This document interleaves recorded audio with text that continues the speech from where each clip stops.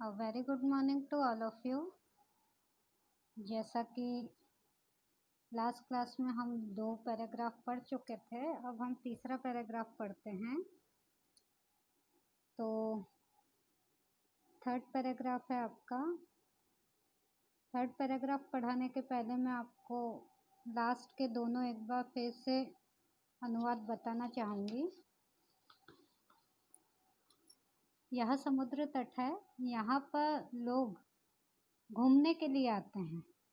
कुछ तरंगों के साथ खेलते हैं, कुछ नौकाओं के साथ में जल विहार करते हैं या जल क्रीड़ा करते हैं, और उन्हीं में से कुछ कंदुक की सहायता से या फिर गेंद की सहायता से खेलते हैं।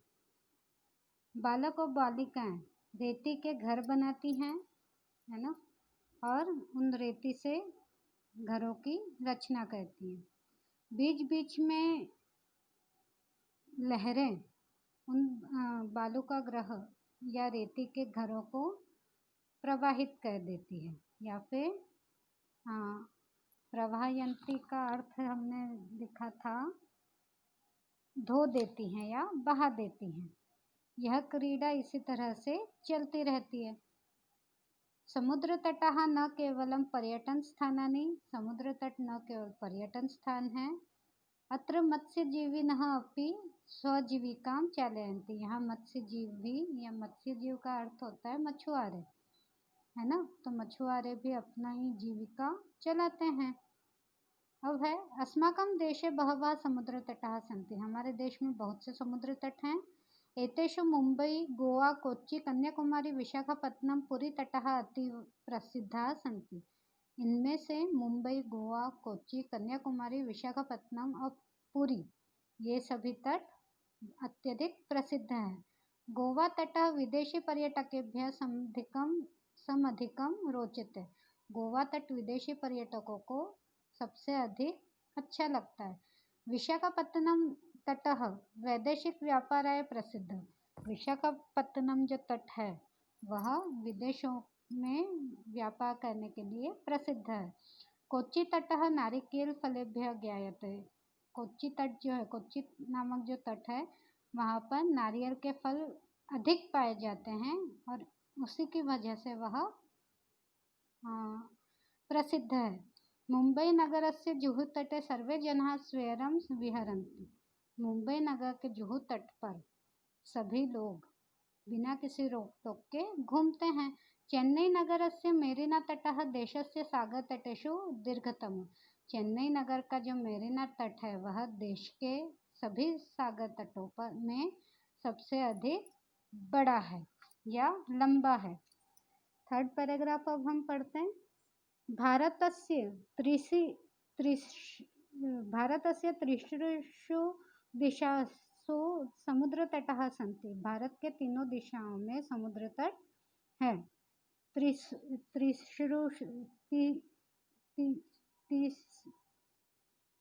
तीसरुषु भारत के तीनों दिशाओं में समुद्र तट है।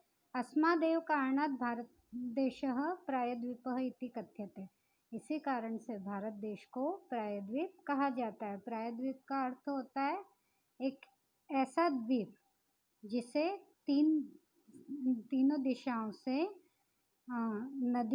समुद्र घेरे रहते हैं, वह प्रायद्वीप कहता है। तीनों तरफ से घिरा हुआ जल का जो भूभाग रहता है, जल से घिरा हुआ जो भूभाग रहता है उसे हम प्रायद्वीप कहते हैं। पूर्व दिशायां बंगोपसागरः, दक्षिण दिशायां हिंद महासागरः, पश्चिम दिशायां च अरब सागरः अस्ति। पूर्व दिशा में बंगोपसागर अर्थात बंगाल की खाड़ी है ना, दक्षिण दिशा में हिंद महासागर और पश्चिम दिशा में अरब सागर है। एतेषां त्रयाणाम् अपि सागराणां संगमः कन्याकुमारी तटे भवति, इन तीनों सागरों का भी संगम कन्याकुमारी के तट पर होता है। अत्र पूर्णिमायां चंद्रोदयः सूर्यास्तं च युगपदेव द्रष्टुम शक्यते, यहाँ पर पूर्णिमा के दिन, है ना, पूर्णिमा के दिन चंद्रोदय और सूर्यास्त ये दोनों एक साथ ही देखने को मिलते हैं। शक्यते या देखा जा सकता है। क्या देखा जा सकता है? एक तो चंद्रोदय, चंद्र का जब उदय होता है वो चीज़, और सूर्यास्त जब सूर्य अस्त होता है वो चीज़। ये दोनों चीज़ें या ये दोनों बातें एक साथ ही देखी जा सकती हैं। एक बार फिर से समझा देती हूँ। भारतस्य तीसरुषु दिशासु समुद्रतटाः सन्ति। भारत के तीनों दिशाओं में समुद्र तट हैं। अस्मादेव कारणात् भारत देश प्रायद्वीपः इति कथ्यते। इसी कारण से भारत देश को प्रायद्वीप कहा जाता है। पूर्व दिशायां बंगोपसागर, दक्षिण दिशायां हिंद महासागर, पश्चिम दिशायां च अरब सागर अस्ति। पूर्व दिशा में बंगाल की खाड़ी, दक्षिण दिशा में हिंद महासागर, पश्चिम दिशा में अरब सागर है। एतेषां त्रयाणामपि सागराणां संगमः कन्याकुमारी तटे भवति। इन तीनों ही सागरों का समूह कन्याकुमारी के तट पर होता है। अत्र पूर्णिमायां चंद्रोदयः सूर्यास्तं च युगपदेव द्रष्टुम शक्यते।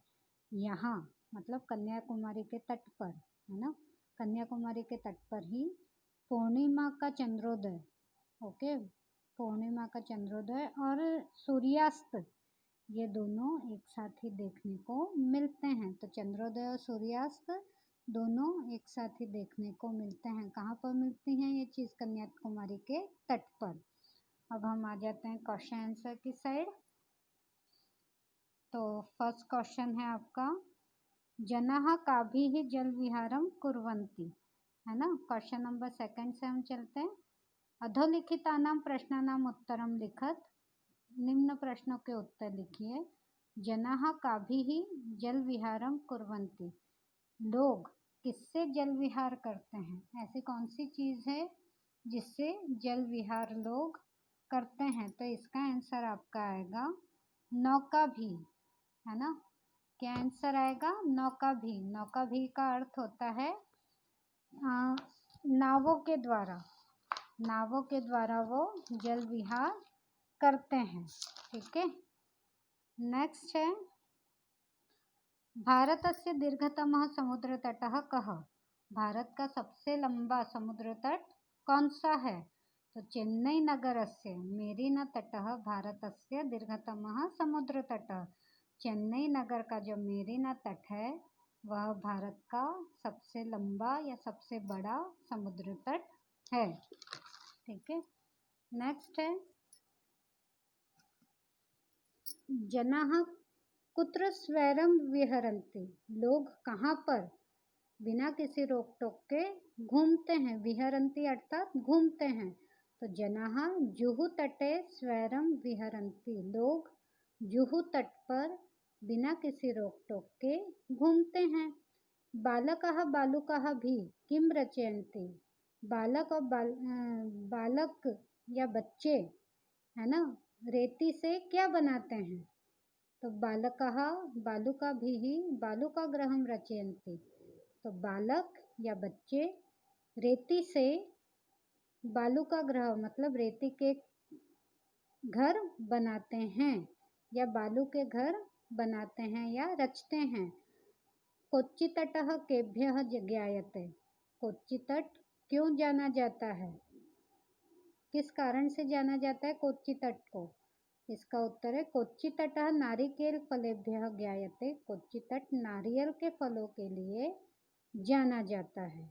किस लिए जाना जाता है? नारिकेल फलेभ्यः अर्थात नारियल के फलों के लिए जाना जाता है।